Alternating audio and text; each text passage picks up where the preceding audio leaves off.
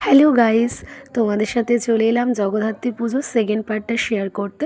তো আগের পার্টে তো তোমরা দেখতেই পারলে যে আমরা ফুচকা খেয়েছিলাম, তারপর ফুচকা টুচকা খেয়ে আমরা আরেকটা প্যান্ডেল হপিংয়ের জন্য রওনা দিয়েছিলাম। তো এই প্যান্ডেলটা তো খুব সুন্দর করেছিল, যেমন করেছিল বাইরেটা তেমনও হয়েছিল ভেতরটা, তো ভীষণ সুন্দর করেছিল। তো ভেতরে না ডেকোরেশনটা করেছিল ফেসবুক, তারপরে হচ্ছে ইনস্টাগ্রাম, হোয়াটসঅ্যাপ, তারপরে হচ্ছে সমস্ত কিছু, মানে ডেটা এখনকার দিন ইন্টারনেট যুগে যা যা আছে সমস্ত কিছু দিয়ে না করেছিল থিমটা। তো ঠাকুরের মুখটা দেখো কি মিষ্টি, খুব সুন্দর লাগছিল, মাকে দেখেই তো মনটা জুড়িয়ে গেছিলো। তারপরে চলে এসেছিলাম আরেকটা প্যান্ডেল হপিং করতে, ওটা রাজস্থানের, মানে আমার ঠিক জানি না, মানে জানা ছিল ওটা একটা রাজস্থানে কোনো মন্দির করেছিল। তার এইখানে যে রাজস্থানি যে সংগুলো হয় সেই গানটা গাইছিল সবাই, রাজস্থানে যে গানগুলো করা হয়।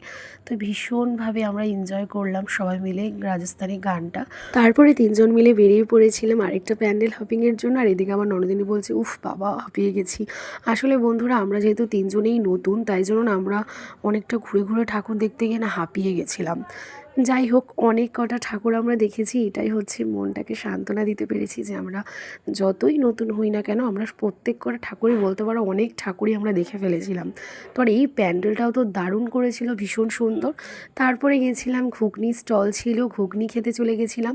আর ঘুগনিটা করেছিল সেরা সেরা, আমার এখনও মুখে লেগে রয়েছে। তারপর আমরা হাঁটতে হাঁটতে এতটাই হাঁপিয়ে গেছিলাম, একটু বসার জায়গার জন্য আমরা চলে গেছিলাম একটা এগরোলের দোকানে।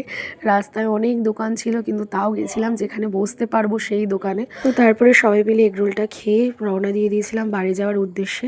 আমরা যেহেতু কিছু পাইনি, তাই জন্য আমরা ভ্যানে করেই চলে যাচ্ছিলাম। তো ভ্যানে করে হাফ রাস্তা পৌঁছে দিয়েছিল, তারপরে টোটো করে আবার লঞ্চঘাটে রওনা দিয়েছিলাম। কিন্তু লঞ্চঘাটে গিয়ে দেখি ততক্ষণে লঞ্চটা বন্ধ হয়ে গেছে।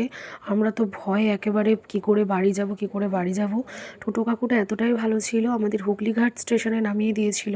কিন্তু দুঃখের বিষয়, হুগলিঘাট স্টেশনে এতটাই রাত হয়ে গেছিলো তখন যে পুরো ফাঁকা ছিল, আর স্টেশনটা এমনিতেও ফাঁকাই থাকে। তো সত্যি আমাদের ভীষণ ভয় লেগে গেছিলো।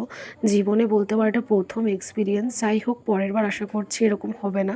তারপর অবশেষে লাস্ট ট্রেন ধরে আমরা নৈহাটি নামলাম। এবার আমাদের শান্তি, নিজেদের এলাকায় চলে এসেছি। তারপরে টোটো ধরে রওনা দিয়ে দিলাম বাড়ি যাওয়ার উদ্দেশ্যে। টোটোটাও অনেক কষ্ট করে পেয়েছিলাম, তখন ঘড়িতে বেজেছিল 12টা 10-15 মতো। তোমাদের দাদাভাইও এগিয়ে নিতে এসেছিলো আমাদেরকে। তো চলো বন্ধুরা, আজকের এই ব্লগটা আমি এখানেই শেষ করছি। এই দিনের কথা আমাদের সারা জীবন মনে থাকবে, এই এক্সপিরিয়েন্সের কথা। তো চলো, টাটা, গুড নাইট।